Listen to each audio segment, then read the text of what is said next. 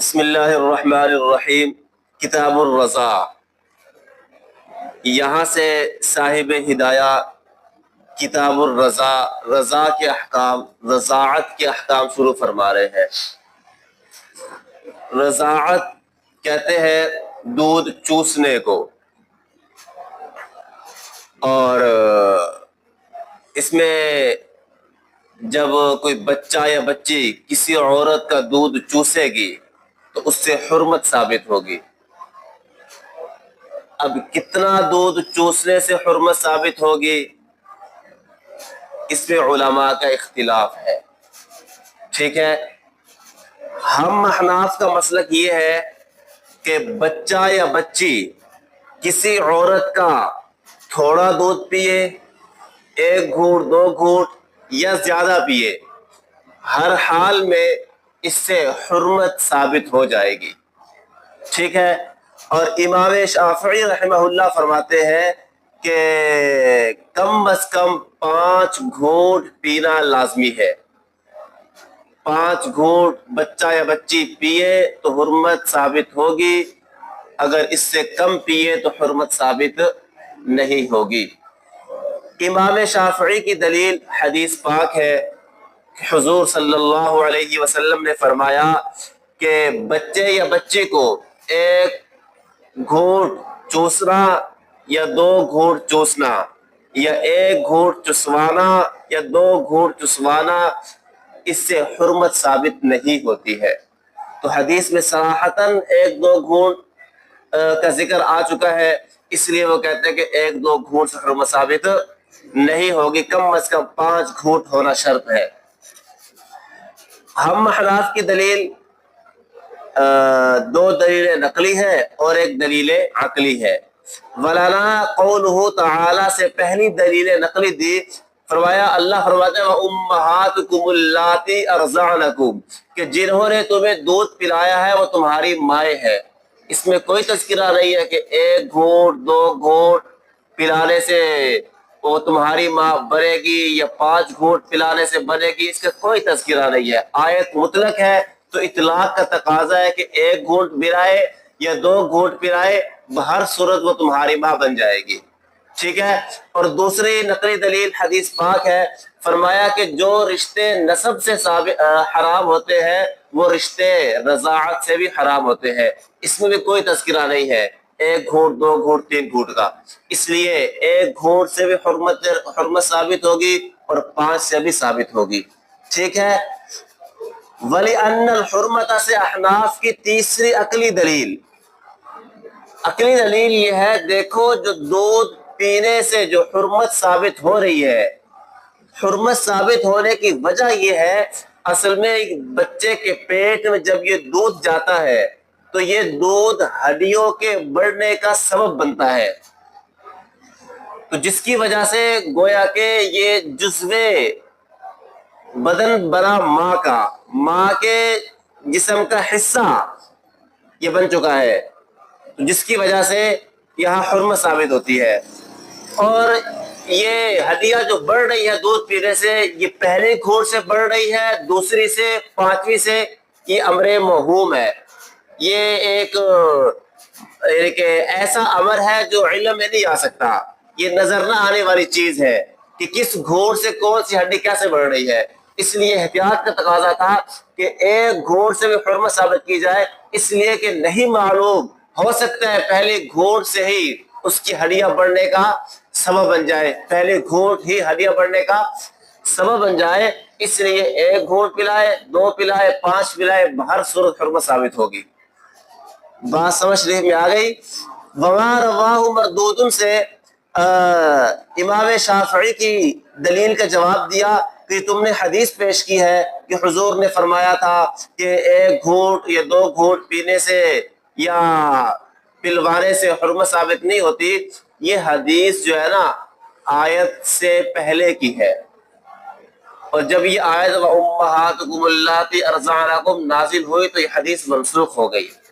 ٹھیک ہے، یا اگر ہم مان بھی لیں کہ یہ حدیث جو ہے نا آیت سے بات کی ہے تو پھر اس کا تقابل آیت سے ہوا ہے، تو آیت اعلیٰ ہے، حدیث اس کے مقابلہ میں ادنا ہے، تو اعلیٰ اور اقویٰ کے ہوتے ہوئے ادنا کو چھوڑ دیا جاتا ہے، اس لیے پھر اب حدیث پر عمل نہیں کریں گے آیت کے ہوتے ہوئے۔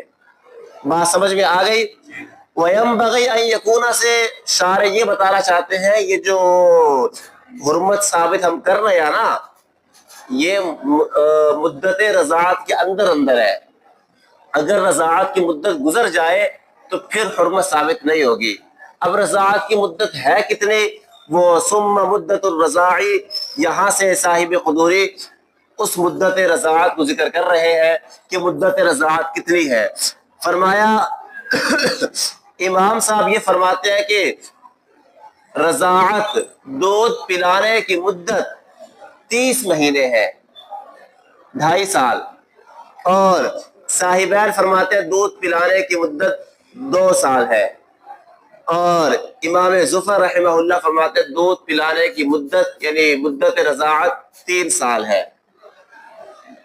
ٹھیک ہے، امام ظفر رحمہ اللہ کی دلیل لأن الحول سے امام ظفر کی دلیل پیش کی ہے، وہ فرماتے ہیں کہ دودھ چھڑانے کے لیے ایک اتنی مدت کا ہونا ضروری ہے کہ جس کے اندر بچہ آسانی سے دودھ سے غذا کی طرف منتقل ہو سکے، اور اس کے لیے کم از کم 1 سال درکار ہے، کیونکہ سال میں 4 موسم آتے ہیں، ہر موسم مختلف ہوتا ہے، ہر موسم کی غذا الگ ہوتی ہے، تو بچے کو ہر موسم کی غذا سے مانوس تو کرنا ہے تاکہ دودھ چھوڑنے میں دقت نہ ہو، اس کے لیے 1 سال چاہیے تاکہ ہر موسم کے اندر بچے کو موسم کے مطابق غذا دی جائے کچھ، اور کچھ دودھ دیا جائے، پھر آہستہ آہستہ جب ایک موسم گزرے گا تو بچہ دودھ سے الگ ہونا شروع ہوگا۔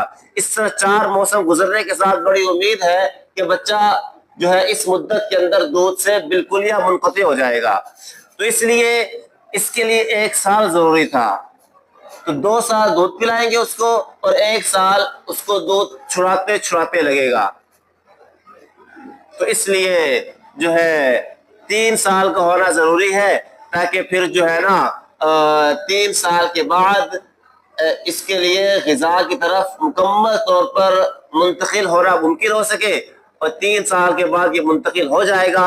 اب اگر 3 سال کے بعد دودھ پلائیں گے تو اب اس سے رضاعت ثابت نہیں ہوگی۔ بات آپ سمجھ گئے؟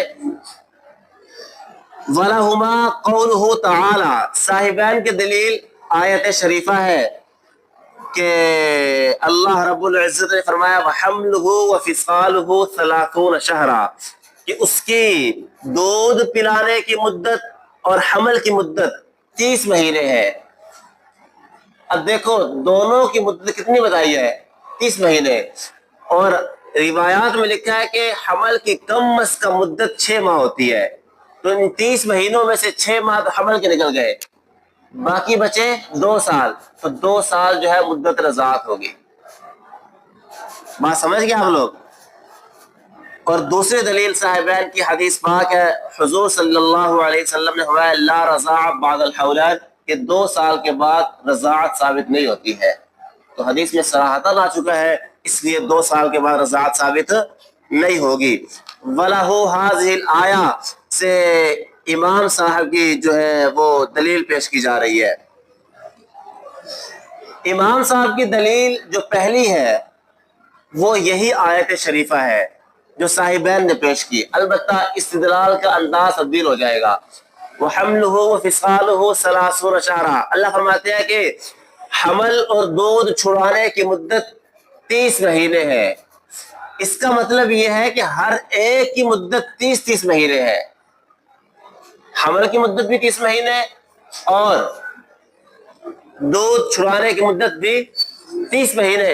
یہ بالکل ایسے اس کی مثال دی جاتی ہے، مثال کے طور پر پیر صاحب نے جو ہے نا اس رضوانہ کو 1 من گندم اور 10,000 روپے قرض دیا، اور کہا کہ سال کی مدت کے بعد آپ مجھے واپس لوٹا دیں۔ اس کا مطلب یہ ہوتا ہے کہ ہر ایک کو 1 سال کے بعد لوٹانا ہے، یعنی ہر ایک کے لیے سال مدت ہے۔ اس کا مطلب یہ نہیں ہوتا کہ کہ آپ نے گندم جو ہے وہ 6 ماہ کے بعد لوٹانی ہے اور جو پیسے ہیں وہ اگلے 6 ماہ کے بعد. اس کا یہ مطلب ہرگز نہیں ہے. عرف عام میں بھی یہی سمجھا جاتا ہے کہ جو پیر صاحب رضوانہ کو یہ مدت دے رہے ہیں گندم اور پیسے واپس لوٹانے کی 1 سال کی، یہ مدت دینے کا مطلب یہ ہے کہ ہر ایک کے لیے سال سال مدت ہے. یہاں بھی اللہ جو فرما رہا ہے وَحَمْلُهُ وَفِصَالُهُ 30 شہرا، حمل اور دودھ چھڑانے کی مدت 30 مہینے ہے. اس کا مطلب ہے کہ دودھ چھڑانے کی مدت بھی 30 مہینے ہے اور حمل کی مدت بھی 30 مہینے ہے. لیکن چونکہ حمل کی مدت صراحتاً حدیث پاک میں 2 سال آ چکے ہیں، حضرت عائشہ سے روایت ہے، اس حدیث کی وجہ سے ہم حمل کی مدت کو 2 سال تک لے آئیں گے اور دودھ چھڑانے کی مدت 30 مہینے اس کو ہم اپنے حال پر ہی رکھیں گے. خلاصہ کلام یہ ہے کہ دودھ چھڑانے کی مدت 30 مہینے ہی ہے، 2 سال یا 3 سال نہیں ہے. اور دوسری احناف امام ابو حنیفہ کی دلیل جو عقلی ہے وَلِأَنَّهُ سے دی، فرمایا دیکھو 6 مہینے کے اندر غذا کا بدلنا ممکن ہوتا ہے حمل پر قیاس کرتے ہوئے. حمل کی کم از کم مدت 6 مہینے ہے. بچہ پیٹ میں اور غذا لیتا ہے، وہ 6 مہینے لیتا ہے، اس کے بعد پیٹ سے نکلتا ہے. دودھ چھڑانے سے پہلے تک اس کی غذا دودھ ہوتی ہے، پھر دودھ چھڑانے کے بعد کی غذا اور ہوتی ہے، اور ان غذاؤں کا بدلنا 6 مہینے میں ممکن ہے. جب یہ غذائیں 6 مہینے بدل سکتی ہیں تو اس کے لیے پھر سال مدت دینے کی ضرورت نہیں. 2 سال مسلسل دودھ پلاؤ اور 6 مہینے میں اس کی پریکٹس کراؤ کہ کبھی دودھ پلا دیا، کبھی غذا دے دی، کبھی دودھ دے دیا، تو 6 مہینے کے اندر بڑی امید ہے بچہ دودھ سے بالکل یہ الگ ہو جائے گا. پھر جب 6 مہینے گزریں گے یہ 2.5 سال کا ہو جائے گا. اب 2.5 سال کا ہونے کے بعد اب اس کو دودھ پلائیں گے تو اس سے رضاعت ثابت نہیں ہوگی. بات آپ کو سمجھ میں آ گئی؟ جی. والحدیث محمول سے صاحبین کی دلیل کا جواب دیا کہ صاحبین نے جو دلیل پیش کی ہے، حدیث پاک پیش کی تھی نا انہوں نے کہ حضور نے فرمایا کہ لا رضاع بعد حولین. اس کا جواب یہ ہے یہ آیت جو ہے نا اجرت کے بارے میں ہے کہ مثال کے طور پر فرض کر لیں کہ پیر صاحب کی بیوی رضوانہ تھی اور پیر صاحب نے بچہ پیدا ہونے کے فوراً بعد اس کو طلاق دے دی. اب دودھ پلانا ہے، وہ متعلقہ کہتی ہے میں اس بچے کو دودھ تب پلاؤں گی جب آپ مجھے اجرت دیں گے. تو اس کے بارے میں شریعت نے کہا کہ اگر دودھ اجرت پر پلایا جا رہا ہے تو اس اجرت کی مدت 2 سال ہے. یہ 2 سال کی مدت کی اجرت کا تقاضا تو کر سکتی ہے اپنے شوہر پیر صاحب سے، لیکن 2 سال سے زیادہ اجرت کا تقاضا نہیں کر سکتی. تو یہ حدیث اجرت رضاعت کے بارے میں ہے، مدت رضاعت کے بارے میں نہیں. اور وہ جو آیت بھی ہے والوالدات یرضعن اولادهن حولین کاملین کہ مائیں جو دودھ پلائے 2 سال کامل. وہاں بھی جو 2 سال کا ذکر ہے وہ اجرت رضاعت کے بارے میں ہے کہ اگر اجرت پر لے کر پلا رہی ہے تو 2 سال تک کی اجرت لے سکتی ہے، اس سے زیادہ کی اجرت کا اس کو مطالبے کا حق حاصل نہیں ہوگا. بات سمجھ میں آ گئی؟ قال وَإِذَا مَزَتْ، یہاں سے صاحب قدوری یہ بتانا چاہتے ہیں ایک ضابطہ، یہ مسئلہ ذکر کر رہے ہیں کہ جب رضاعت کے دن گزر گئے علی اختلاف الاقوال، 2 سال ہو، 2.5 سال ہو، 3 سال ہو، جب مدت رضاعت گزر گئی اب دودھ پینے سے رضاعت سے حرمت ثابت نہیں ہوگی. ٹھیک ہے، اب چاہے جتنے مرضی گھونٹ پلاتی رہے، مدت رضاعت گزرنے کے بعد اب حرمت ثابت نہیں ہوگی. دلیل حدیث پاک میں آ چکا کہ لا رضاع بعد الفصال، کہ دودھ چھڑانے کے بعد رضاعت ثابت نہیں ہوتی. ٹھیک ہے. وَلِأَنَّ الْحُرْمَةَ سے دوسری عقلی دلیل کہ مدت رضاعت گزرنے کے بعد حرمت ثابت کیوں نہیں ہوتی، اس لیے کہ ہم جو مدت کے اندر رضاعت کی وجہ سے حرمت ثابت کر رہے تھے وہ اس لیے تھا کہ اس دودھ کے ذریعے ہڈیاں بڑھ رہی تھی جس کی وجہ سے وہ بدن جزو ماں یعنی جزو مدر والدہ کا جز بن رہا تھا. لیکن جب مدت گزر چکی ہے، مدت گزرنے کے بعد اب دودھ پینے سے ہڈیاں نہیں بڑھے گی، تو یہ کسی دوسری عورت کا جزو بدن بھی نہیں بنے گا۔ تو جب ہڈیاں نہیں بڑھ رہی، جزو بدن نہیں بن رہا، تو لہذا اس سے حرمت ثابت کرنے کی ضرورت نہیں ہے۔ ولا يعتبر الفطام، یہاں سے یہ بتانا چاہتے ہیں کہ اگر ایک بچے نے رضاعت کی مدت گزرنے سے پہلے دودھ چھوڑ دیا تھا، مثال کے طور پر بچے نے 15 مہینوں کی عمر میں دودھ چھوڑ دیا، ٹھیک ہے، مکمل غذا پر آ گیا، پھر کسی عورت نے اس بچے کو 22 مہینے کی عمر میں دودھ پلایا، اب کیا اس سے حرمت ثابت ہوگی یا نہیں؟ تو امام صاحب کا ایک قول تو یہ ہے کہ اب حرمت ثابت نہیں ہوگی، کیونکہ وہ کہتے ہیں کہ جو حرمت پہلے ثابت ہو رہی تھی وہ اس لیے ہو رہی تھی کہ دودھ پینے سے ہڈیاں بڑھ رہی ہے، جس کی وجہ سے جزو بدن بڑھ رہا ہے، لیکن اب چونکہ یہ مکمل غذا پر ہے، اب دودھ پینے سے ہڈیاں نہیں بڑھیں گی اس کی، اس لیے حرمت بھی ثابت نہیں ہوگی۔ لیکن راجح قول ہے کہ نہیں، ہم مدت کے مکلف ہے، مدت کے اندر چاہے چھوڑے یا مسلسل بھی ہے، مدت کے اندر جو عورت جب بھی پلائے گی اس سے حرمت ثابت ہوگی، ٹھیک ہے۔ وَهَلْ يُبَاحُ الْإِرْضَاعُ، یہاں سے صاحب ہدایہ یہ بتانا چاہتے ہیں کہ اگر مدت رضاعت پوری ہو گئی، اس کے بعد دودھ پلانا بچے کو جائز ہے یا نہیں؟ فرمایا اچھی بات یہ کہ اب نہ پلایا جائے، اب چھڑوا دیا جائے، اس لیے کہ اس سے پہلے جو پلایا جا رہا تھا وہ ایک مجبوری تھی، بچہ غذا لے نہیں سکتا تھا، اب بڑا ہو چکا ہے اور یہ دودھ عورت کا جزو ہے، بدن کا جز ہے، اور دوسرے کے جز سے نفع اٹھانا اس طریقے سے اچھا نہیں ہوتا ہے۔ وہ ایک مجبوری میں دودھ پلایا جا رہا تھا، اب مجبوری نہیں رہی ہے، اس لیے اب جو ہے دودھ چھڑوانا ہی بہتر ہے، اب پلاتے رہنا مناسب نہیں ہے۔ وَيَحْرُمُ مِنَ الرَّضَاعِ مَا يَحْرُمُ مِنَ النَّسَبِ، یہاں سے صاحب قدوری بتانا چاہتے ہیں وہی بات جو پہلے ہم عرض کر چکے کہ جو رشتے نسب سے حرام ہوتے ہیں وہی رشتے رضاعت سے بھی حرام ہوتے ہیں۔ دلیل وہی حدیث پاک ہے جو پہلے گزری کہ حضور صلی اللہ علیہ وسلم نے فرمایا یحرم من الرضاع ما یحرم من النسب، کہ رضاعت سے رشتے حرام ہوں گے جو نسب سے حرام ہوتے ہیں، الا یہاں سے کچھ رشتے ایسے ذکر کیے جا رہے ہیں جو نسب سے تو حرام ہوتے ہیں لیکن رضاعت سے حرام نہیں ہوتے۔ فرمایا ان میں سے ایک رشتہ کہ آدمی اپنی رضاعی بہن کی ماں سے اگر نکاح کرنا چاہے تو اس کے لیے جائز ہے۔ اس کی دو صورتیں بنے گی، رضاعی بہن کی رضاعی ماں سے بھی نکاح جائز ہے، رضاعی بہن کی نسبی ماں سے بھی نکاح جائز ہے۔ مثال کے طور پر ہم فرض کرتے ہیں کہ رضاعی بہن کی رضاعی ماں سے نکاح جائز ہے، مثال کے طور پر یہ پیر صاحب اور رضوانہ نے مل کر ایک اجنبیہ عورت مسعودہ کا دودھ پیا، پیر صاحب اور رضوانہ ان دونوں نے مل کر ایک اجنبیہ عورت مسعودہ کا دودھ پیا، تو مسعودہ ان کی رضاعی ماں بن گئی، ٹھیک ہے۔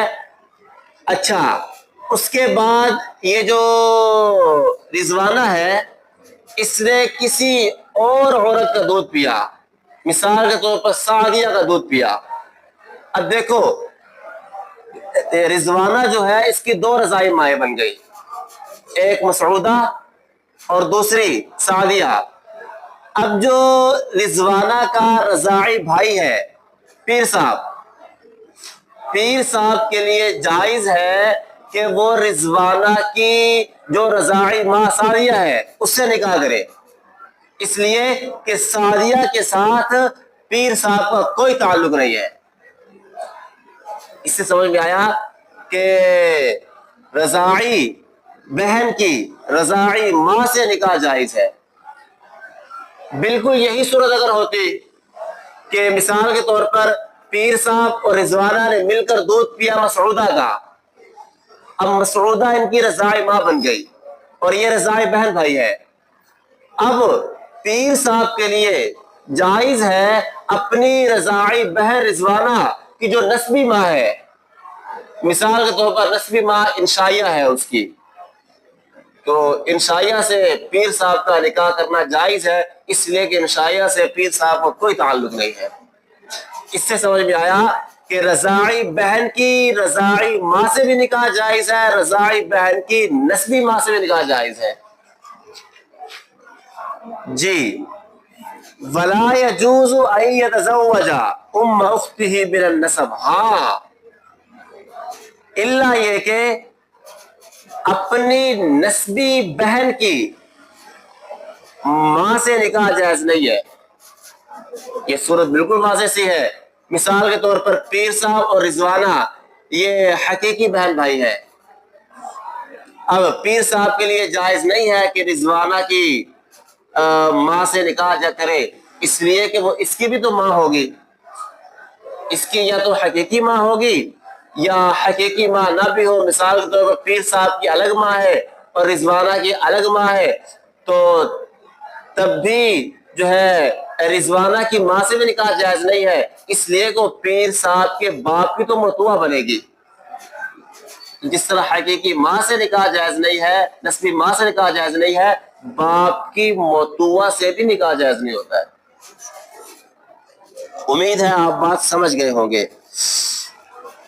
جی وَيَجُوزُ، یہاں سے صاحب ہدایہ دوسری صورت ذکر کرنا چاہتے ہیں کہ جو نسب سے تو حرام ہوتی ہے لیکن رضاعت سے حرام نہیں ہوتی. وہ یہ ہے کہ آدمی اپنے بیٹے، اپنے رضاعی بیٹے کی بہن سے نکاح کرے، اپنے رضاعی بیٹے کی بہن سے نکاح جائز ہے. مثال کے طور پر پیر صاحب جو ہے ان کی بیوی تھی رضوانہ، ٹھیک ہے، رضاعی بیٹے کی بہن سے نکاح کر رہے ہیں، ٹھیک ہے. پیر صاحب کی بیوی تھی رضوانہ، رضوانہ نے جو ہے دودھ پلایا جو ہے یہ مسعود کو، ٹھیک ہے. تو اگر مسعود کو دودھ پلایا کس نے؟ پیر صاحب کی بیوی رضوانہ نے. اب پیر صاحب کے لیے، اب یہ مسعود جو ہے یہ پیر صاحب کا کیا بنا؟ رضاعی بیٹا. پیر صاحب کے لیے جائز ہے کہ جو مسعود کی بہن سعدیہ ہے اس سے نکاح کر لے، اس لیے کہ سعدیہ سے پیر صاحب کا کوئی تعلق نہیں ہے. تو گویا کہ سمجھ میں آئی بات کہ رضاعی بیٹے کی بہن سے نکاح جائز ہے. ولا يجوز ان يتزوج، ہاں نسبی بیٹے کی بہن سے نکاح جائز نہیں ہے، نسبی بیٹے کی بہن سے نکاح جائز نہیں ہے. بالکل صاف سی جو ہے مسئلہ ہے، کیونکہ وہ اس کی بیٹی بنے گی، نسبی بیٹے کی بہن اس کی کیا بنے گی؟ نسبی بیٹی بنے گی، اس لیے اس سے نکاح جائز نہیں ہے. نسبی بیٹی نہ بھی ہو تو والد کی متوع کی بیٹی تو ہوگی، تو متوع کی بیٹی سے بھی نکاح جائز نہیں ہوتا ہے.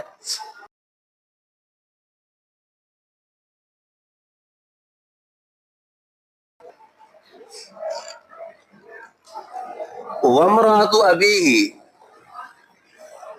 یہاں سے صاحب ہدایہ یہ بتانا چاہتے ہیں کہ ایک آدمی اپنے رضاعی باپ کی بیوی سے بھی نکاح نہیں کر سکتا ہے.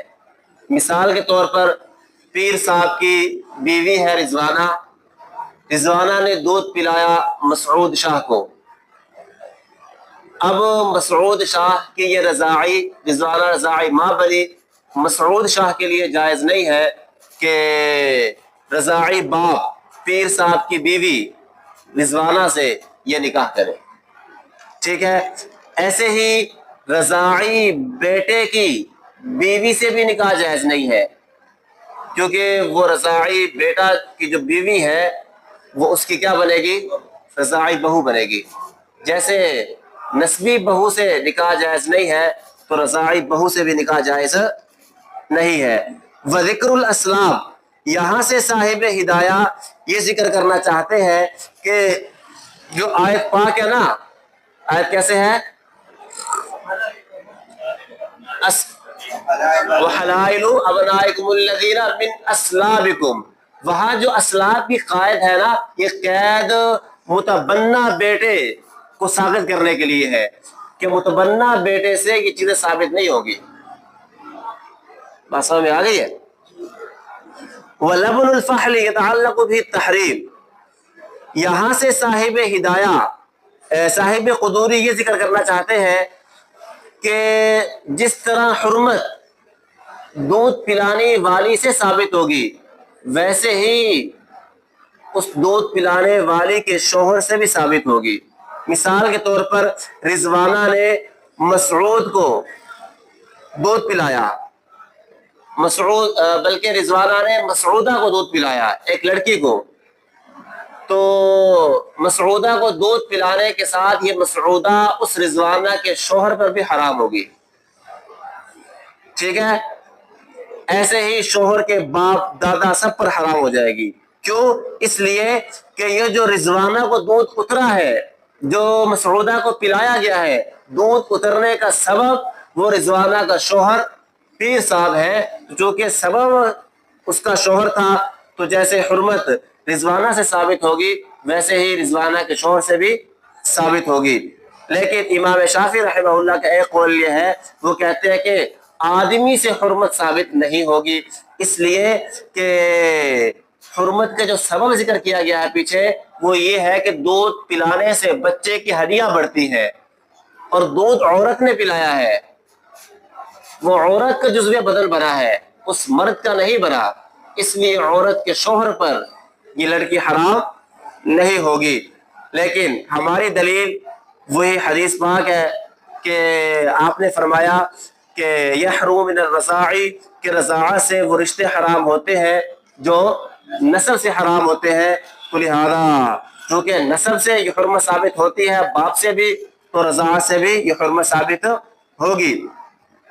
اور دوسری دلیل ہماری کہ مرد سے بھی حرمت ثابت ہوتی ہے کہ آپ صلی اللہ علیہ وسلم نے فرمایا حضرت عائشہ رضی اللہ تعالی عنہ کو کہ ان کے رضاعی چچا تھے حضرت افلاح، انہوں نے گھر آنا چاہا تو حضرت عائشہ نے منع فرمایا، تو حضور صلی اللہ علیہ وسلم نے فرمایا کہ عائشہ یہ تمہارے رضاعی چچا ہے، ان کو آنے دو۔ تو چچا کی جو رضاعت ثابت ہوئی ہے وہ باپ کی طرف سے ہوگی نا، تو یہ چچا سے تب ثابت ہوگی جب باپ سے بھی ثابت ہوگی۔ اس کا مطلب یہ ہوا کہ شوہر باپ وغیرہ سے بھی یہ رضاعت ثابت ہوتی ہے، تو لہذا جیسے اس بیوی رضوانہ سے حرمت ثابت ہوگی، رضاعت ثابت ہوگی، ویسے ہی اس کے شوہر پیر صاحب سے بھی حرمت ثابت ہو جائے گی۔ وَلِأَنَّهُ سے تیسری دلیل ہماری کہ اس شوہر سے بھی حرمت ثابت ہوگی، مرد سے بھی حرمت ثابت ہوگی، دلیل یہ ہے کہ احتیاط کا تقاضا بھی یہی ہے کہ مرد سے بھی حرمت ثابت ہو، اس لیے کہ مرد دودھ اترنے کا سبب بنا ہے، اور یہ مقام احتیاط ہے۔ احتیاط پہلو کا تقاضا ہے کہ جیسے عورت سے حرمت ثابت ہو رہی ہے ویسے ہی مرد سے بھی ثابت ہونی چاہیے، اس لیے کہ مرد ہی کی وجہ سے اس کے تھنوں میں دودھ آیا ہے۔